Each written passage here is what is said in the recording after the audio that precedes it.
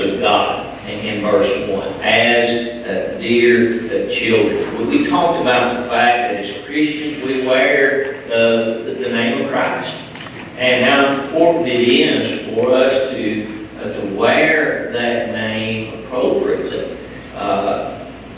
We sometimes wish it were not so, but the truth of the matter is that people evaluate the whole church many times on one individual.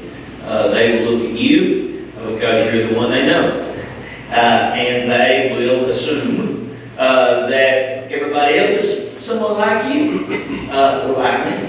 And if we are not what we ought to be, if our language is not what it ought to be, our actions are not what they ought to be, then people get a negative or a bad taste in their mouth for the church. So the real responsibility that all of us have as we deal with our families, as we deal with co-workers, or people that we just meet maybe in passing, what they hear say, whether we are courteous, whether we are kind, whether we are thoughtful.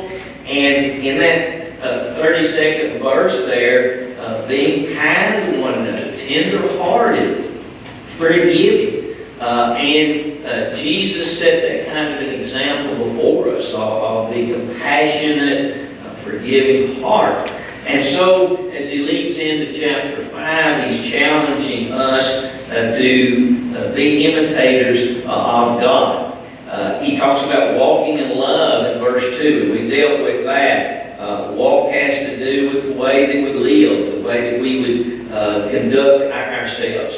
And then it gets into some particular areas of sexual situations or problems, fornication, uncleanness. He says it shouldn't even be named among us. It should be basically a non-subject, because we're staying away from those types of things.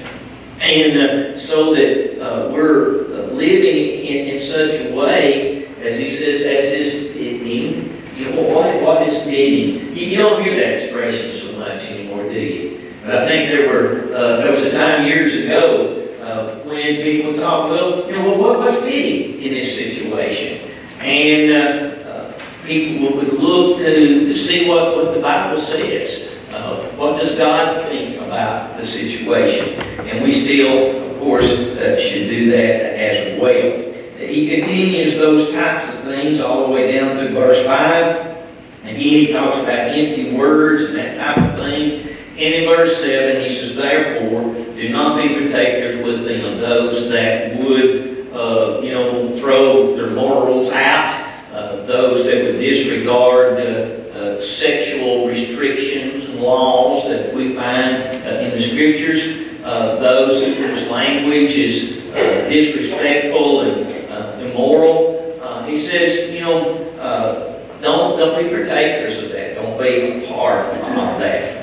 And then the section that we were in when we closed last week, verses 8 through 14, again, this idea of walking in the light.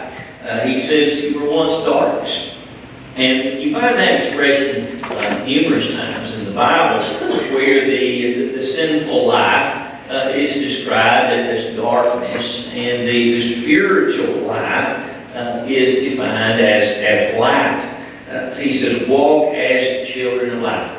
Light, my manner of life, the way that I live. For the fruit of the Spirit is in all goodness, righteousness, and truth. And you see the contrast there in verse 9 compared to verses 3, 4, and 5 particularly.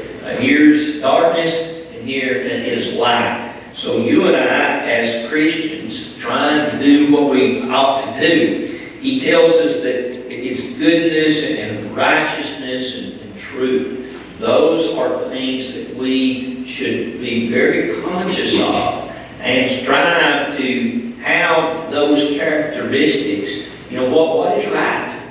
What is truthful? What is good? And of course, we learn from the Scriptures basically the definitions of those particular things. But verse 10, finding out what is acceptable to the Lord. He emphasizes, I think here, the importance of us searching the Scriptures to see what God approves of. And that's pretty much what it comes down to. And hopefully, that's what we're doing this morning.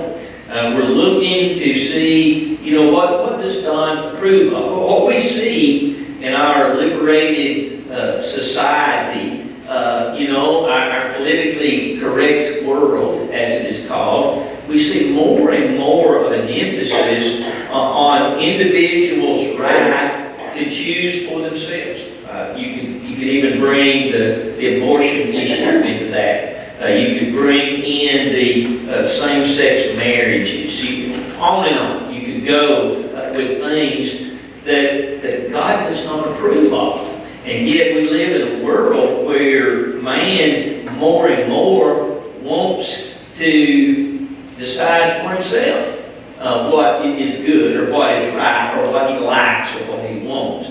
As Christians, hopefully we understand that that's not the way to go about it. We need to be looking to see what God approves of. And even in those cases where maybe we don't understand exactly why God said don't do this or do this, we need to recognize that it's for our good. And that's the way that God expects us to live. And the only way to truly be respectful to Him is to try to be pleasing to Him by doing what He asks or what He wants in our lives. Anybody with a thought, comment, question? Anything I've rambled on about this morning or last week or something else? That's why He tells us to keep searching the Scriptures. Yeah. To learn about the things of life, true things, instead of taking a lot of people, maybe myself at one time or another, you took a favorite Scripture and you stayed on it. Yeah. Instead of searching the Scriptures and finding out all the things that God wants you to do to be faithful and right in His Word. Exactly so. And sometimes I think we've probably all done that to some degree. There's favorite scriptures or favorite passages.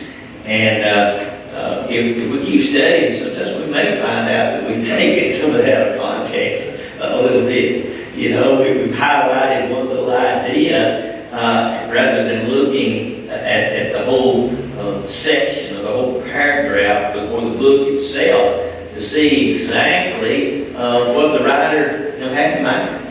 And so we need to constantly read, constantly study, constantly, back up and look at a passage with as open a mind as we possibly can. And if we do that, we'll continue to learn and we'll continue to grow.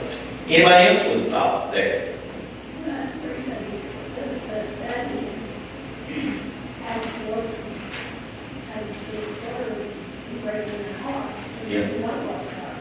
Yeah. You didn't hear her comment, to have the Word of God as it were engraved in our hearts. And throughout the Scriptures, you can go all the way back to Deuteronomy 6 with Moses. And that's basically, I think it's chapter 6, chapter 4, chapter 6. Anyway, he talks about, keeping the words, and he says, keep them in your hearts. And then they will teach them to their children. That familiar passage, when you rise up in the morning, when you lie down at night, when you're walking in the way. But there's an emphasis in that passage about them having the Word in their hearts. And that's exactly what our goal should be. To study, to read, to learn, to come together like we are this morning where, different thoughts and different ideas are presented. And, I'm constantly amazed when I, have the opportunity to sit back and listen to someone else speak, and they'll bring out a thought. I just never even give any consideration to it. Or an idea from a particular passage that hadn't even crossed my mind. So that there's opportunities like that. And our forgetters work real good too, don't they say? You know, we forget, you know. That's why we come back together. That's why we need the repetition over and over and over again. And when we understand that with little kids, you know, how do they learn their colors and their ABCs and their numbers? You know, a million times. You know, Mama or Daddy repeats that thing. Well, we need to do that as well. And as we get older, again, even maybe more diligent to just remind us of things that we knew, but maybe we've forgotten or let slip away. Anybody else with a thought there? Change, there's so much confusion in the religious world because people don't go to the scriptures and say the things that God said. They're accepting things that God said. Yeah, and that's the challenge, is to get people to get back to the Bible, come back to the scriptures, to see exactly what God is saying. And if we can make sure we do that, then and encourage anybody that will sit down with us. So let's just open the Bible and see what it says. I have a note here also I thought was interesting.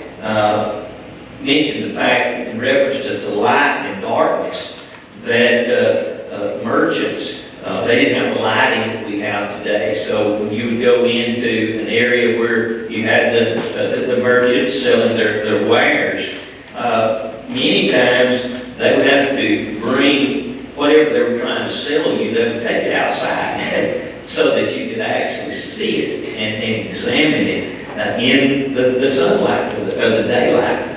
And this particular person suggested that maybe Paul had a little bit of that in mind. You know, how do you examine? Do you get it in the light? Do you see what it is? Well, we need to examine the scriptures. We need to look for this light to see what it is that God would have us to know or to discover and see it as it really is. And sometimes we need help to do that. We need to study, but we need to teach. We need to be taught. Anybody else? The thought there? Steve, I think the whole thing comes down to it's always a matter of choice and consequence. Yeah. God from the very beginning said, I put before you a choice, death and life. Yeah. And then he says, choose life. So the question becomes not what do you choose, the question is, do you trust him enough to, because he says, choose life that you may have it more abundantly. And he says, that I have a way over here, you can choose this way. When you choose this way, it'll be better for you. Now do you trust me to live that way? And so what happens is people get real confused about what they should do or not do, whatever. It's a very, very simple choice. If you either trust him and trust his ways, or you wander off on your own and get slammed, and you end up getting slammed that way. It is a choice. You're exactly right. Either light or darkness. And if we stick with scriptures, it's not that difficult to see. I mean, he said that from Deuteronomy. I think that's written in Deuteronomy. Back in chapter, I think it was 31 or somewhere back in there. But he just says, I put before you a choice. Right. You know, you got my way in life, or you got whatever way you want to choose, but it's going to lead you to death. Now, my way will bring you life. So are you going to trust him enough to follow what he wants? Yeah. And benefit from it, or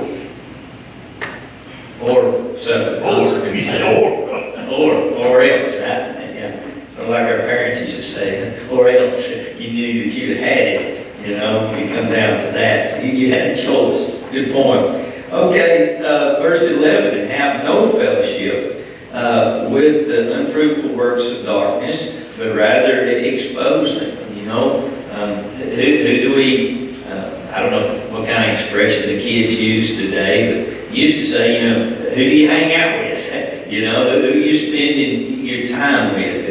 Those of us that have children or grandchildren, you know, we try to warn them about their friends and the languages and the attitudes it's very important. And he is basically saying, have no part within that. Stay away from those things that would be described as darkness. Verse 12, for it is shameful even to speak of those things which are done by them in secret.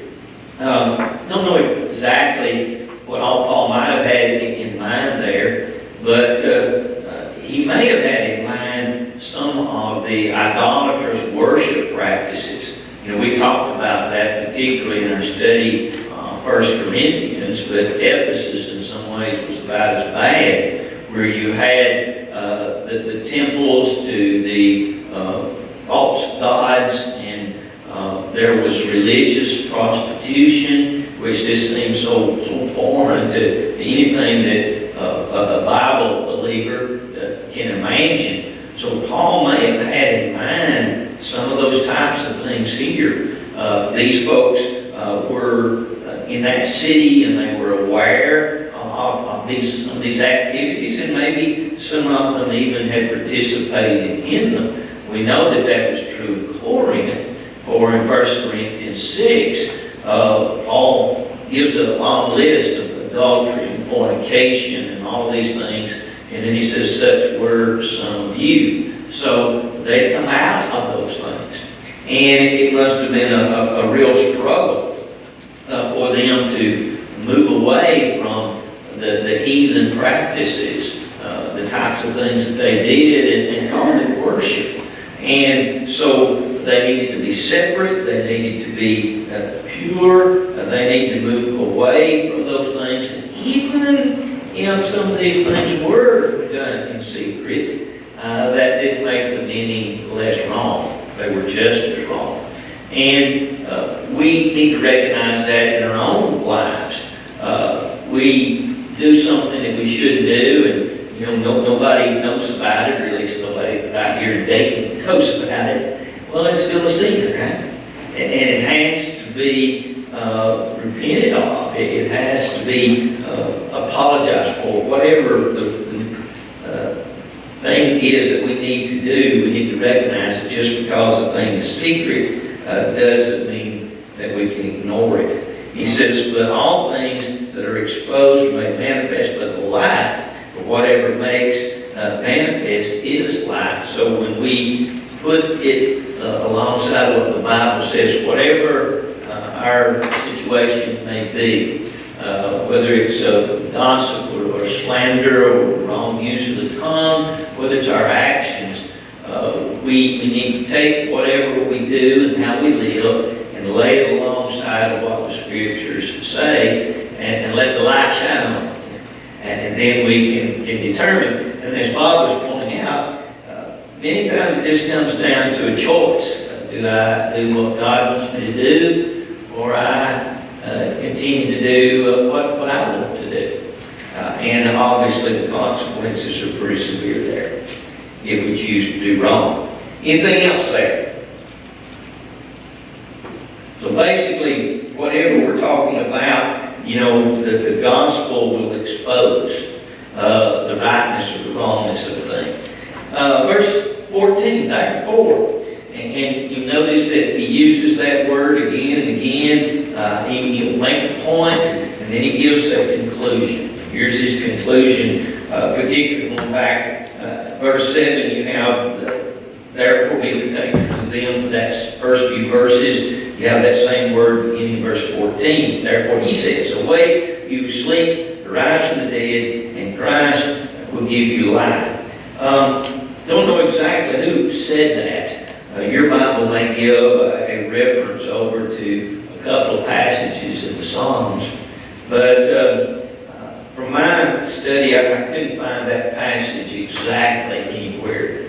There's a couple of ideas in the Psalms that seems to lean into this, but Paul quoted this individual, whoever it was, and basically it challenges them to wake up and to listen, to remove from being dead in their sins, to being alive in Jesus Christ. And course, that's where salvation and hope really is.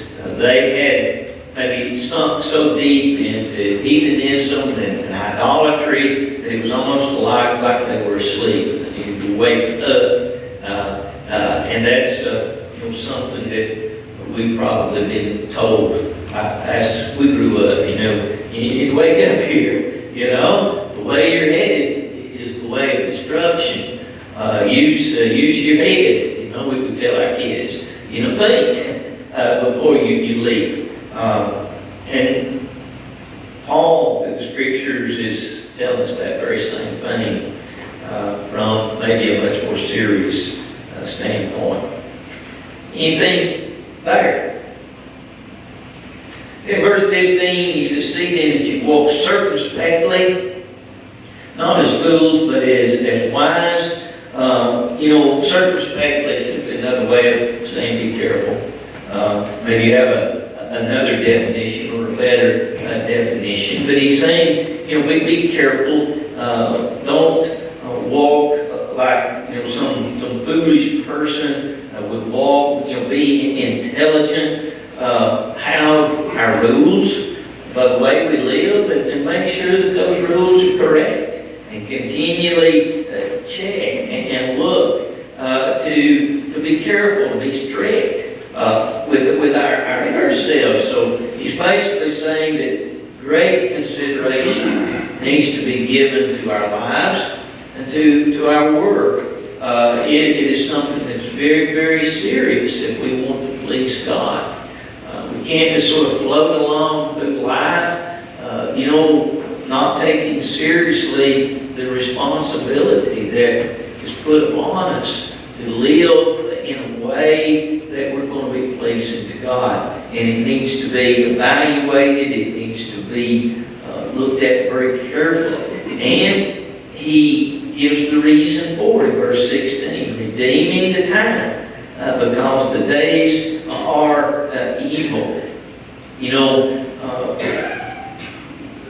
All of us probably are guilty of wasting time and activities maybe that would be better not done, or maybe activities that we get too carried away with. Paul may have had in mind here time wasted before one became a Christian. Some of us became Christians later in life, and you have those wasted years that you can't get back. Wasted time to do what God would have us to do. And as we grow older, we really realize how short time is. We're just here for a very limited time. And even if it's 70 or 80 or 100 years, it just comes and goes, right? It seems like yesterday when you were a kid. Yesterday you remember some activity, maybe being at home with mom and dad, whatever. And now it's gone. And we can't bring those years back. How much time do we have left? No? How much time? We may be done today, right? We could very easily be done today. This could be my last Bible class. If I live a few more minutes, maybe my last sermon.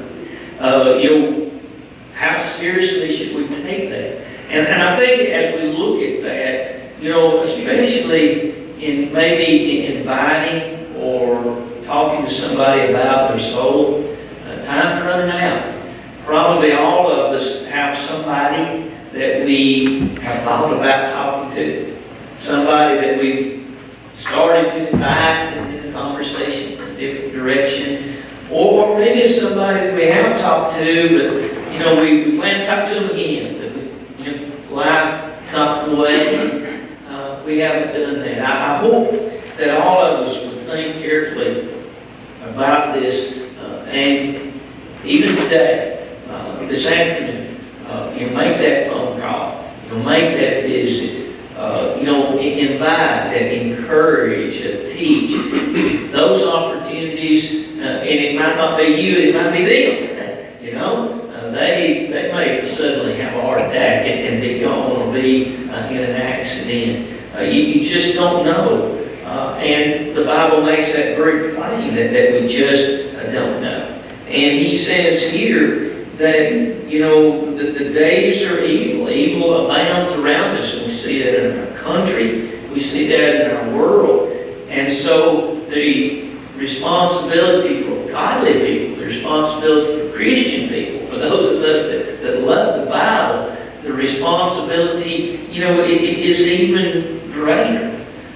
We redeem the time. You know, how do we do that? Well, we do it by study. We do it by prayer. We do it by seeking the lost. We do it by examining ourselves. We do it by working for the Lord in whatever ways. We do it by, you know, training and teaching our children, our grandchildren. And that list could go on and on. Ways to make the time really count. And that's the emphasis that he has here in this passage. Anybody with a thought there? Back on verse 14 there, there's several verses in Isaiah that say something similar. It's the closest one being Isaiah 60 and verse 1. Where it actually says, "Arise, shine from your light, shine, for your light has come, and the glory of the Lord is risen from you." Basically saying, the Lord shines down on you. There's several passages that are similar, just not one exactly, is there? And that could have been. It could have been, he may have been quoting Isaiah. He might have been quoting David in the Psalms, as I suggested. And I think there may be some others that give that idea, just not exactly. But of course it is the idea. Who he's quoting from, I guess, doesn't really matter. But the truth of the passage in this particular context was, you know, wake up. Wake up. You know, time is slipping away. It's a good point. Anybody else with a thought there? I can give a personal experience. My husband, I was a church on Sunday morning, and he always says he was bad because he was just sick of his tongue. The preacher was giving him back his tongue, and he actually had a heart attack and back to his church. You know, that's, you want to know. That's just something you can know about. You never know about the call, but you need to be ready. Yeah, I think there's probably a lot of stories like that where, you know, there was a gentleman that died here in this church building years ago after teaching class. There was a speaker down at East Ridge probably about 15 years ago.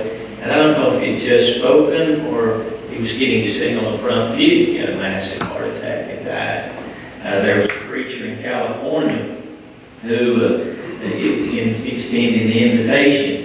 And he said he had a mic on, and he said, "I want to sit down." So we sat down on the front pew and extended the invitation.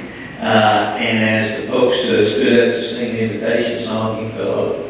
And there were actually doctors in the audience, but there was nothing that could be done. So, you know, time, and the Bible tells us that. I guess it's just hard for any of us to think that it would be me and that it would be right now. You know? Even though we've talked about this and we think about it, it's just, you know, I can see it being you, but it's hard for me to think, okay, I run my race. You know, it's done, but eventually that will happen. We will have extended that last invitation. We will have told somebody that we love them for the very last time. We'll make that last apology. We'll teach our last Bible class. We'll sit here. You know, no reflection on some of y'all, but some of you ain't going to make it too much longer. That may be me, right? It could be any of us, right? You know, a few people are living to be 100. I saw something the other day, a little article, and it was saying that might become more of a standard, that people live to be 100, but, you know, well, I feel right now I'm so sure I want to make it to no 100, you know, if it gets worse. But the bottom line is that the days of evil is abounding. And if it keeps getting worse, I don't know why anybody would want to keep living. You know, if it gets worse and worse, where you're afraid to even go to the grocery store for fear that somebody would shoot you. Notice verse 17, and we'll finish there. It says, again, therefore, do not be unwise, but understand what the will of the Lord is. He's encouraging us not to be foolish, to to recognize, the will of the Lord, and to apply it. Solomon recognized to be the wisest man to ever live here on this earth, but he didn't use that wisdom. To some degree, he started out real well, but he just went downhill from there, it seems. Don't be unwise. And wisdom comes in not only knowing what's right, but using it, applying it to our lives. Probably in many cases, we're not doing all that we know we ought to do, much less what maybe we've not learned yet. We know better. We know that we ought to be doing certain things, participating in certain ways, and yet we're failing to do that. Anybody with a final comment or thought there? Try to live each day as if it could be your last. Yep. And if we do that, then we'll come a lot closer to being what we ought to be. Good morning. We'll close with that. Appreciate your comments this morning.